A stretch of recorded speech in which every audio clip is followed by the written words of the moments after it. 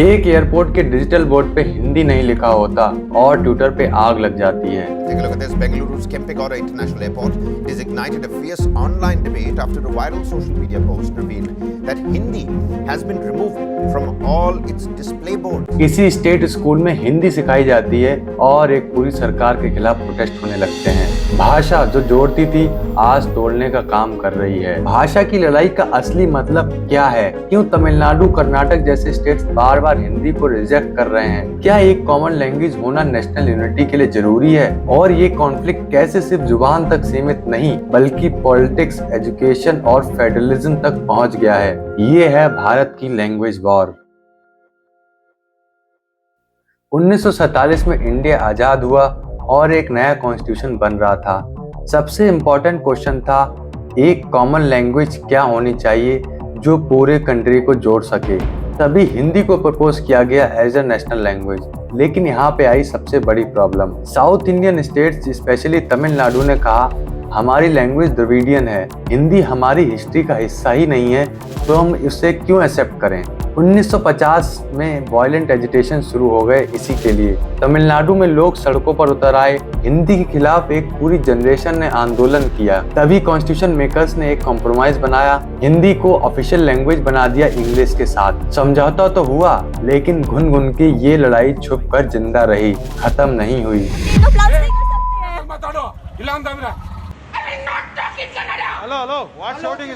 और फिर 2020 में एक नई एजुकेशन पॉलिसी आई। उसमें एक इम्पोर्टेंट क्लॉज था 3 लैंग्वेज फार्मूला। स्टूडेंट्स को सीखनी पड़ेंगी 3 लैंग्वेज जो थी इंग्लिश, हिंदी और एक उनकी रीजनल भाषा। लॉजिकल साउंड करता है नहीं? लेकिन तमिलनाडु ने बोला ये तो हिंदी को चुपके से थोपने की कोशिश है, हम ऑलरेडी तमिल और इंग्लिश पढ़ रहे हैं, हिंदी क्यों? तमिलनाडु ने इसको सीधे रिजेक्ट कर दिया। इवन कर्नाटक और केरला ने भी ऑब्जेक्शन उठाए और फिर शुरू हुआ एक नया वेव ऑफ रेजिस्टेंस जो पॉलिटिकल भी था और इमोशनल भी। जरा सोचिए, अगर आप कर्नाटक में एक माइग्रेंट हो और आपको कन्नड़ नहीं आती तो हो सकता है आपको जॉब ना मिले, आपको घर रेंट पे ना मिले, आपके साइन बोर्ड पे कन्नड़ लिखा ना हो तो आपका बोर्ड तोड़ दिया जाए। बेंगलोर में एक एक्टिविस्ट ग्रुप है प्रो कन्नड़ा ग्रुप, ये एक्टिवली हिंदी साइंस को रिमूव करता है। प्राइवेट कंपनी से प्रेशर भी डाला गया इसके द्वारा कि वो सिर्फ लोकल लैंग्वेज वालों को ही हायर करें। एक समय तो ऐसा भी था जब कर्नाटका सरकार ने प्रपोजल दिया था 50% जॉब लोकल कन्नड़ स्पीकर के लिए रिजर्व होने चाहिए। भले वो पॉलिसी बाद में रोल बैक हो गई लेकिन उसका मैसेज लाउड एंड क्लियर था, यहाँ आउटसाइडर को आउटसाइडर ही समझा जाएगा।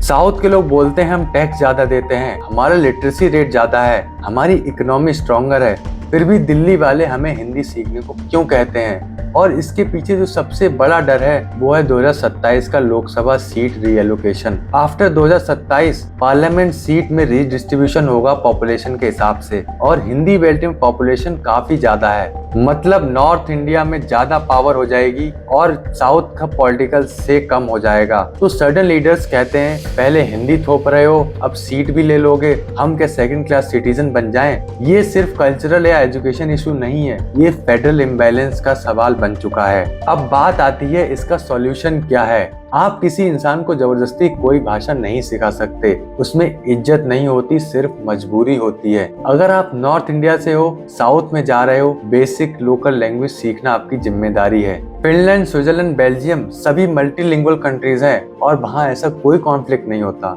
इंडिया जैसा कंट्री जहाँ हर 200 किलोमीटर पर भाषा बदलती है, वहाँ एक भाषा के पीछे भागना यूनिटी का नहीं, यूनिफॉर्मिटी का झूठ है। स्टेट्स को अपनी एजुकेशन, लैंग्वेज, साइनेज पॉलिसीज और जॉब्स पे डिसाइड करने दिया जाए।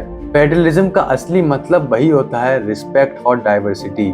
इंडिया एक ऐसा मुल्क है जहाँ एक आदमी असमीज में सोचता है, दूसरा मलयालम में लिखता है, तीसरा हिंदी में बात करता है और चौथा इंग्लिश में सपने देखता है। और ये सब एक देश के ही नागरिक हैं। जुबान सिर्फ कम्युनिकेशन का टूल नहीं है, जुबान है यादों का कैरियर, संस्कार का संसाधन। नमस्ते हो, वनकम हो या नमस्कारा हो, सबका अर्थ एक ही है, I respect you. So let's stop fighting over languages, let's fight for mutual respect, be vocal for local but with respect not rudeness. अगर आपको वीडियो अच्छी लगी हो और आप अपनी भाषा को पसंद करते हो, प्यार करते हो तो इस चैनल को सब्सक्राइब करो। Thank you for watching this video. जय हिंद।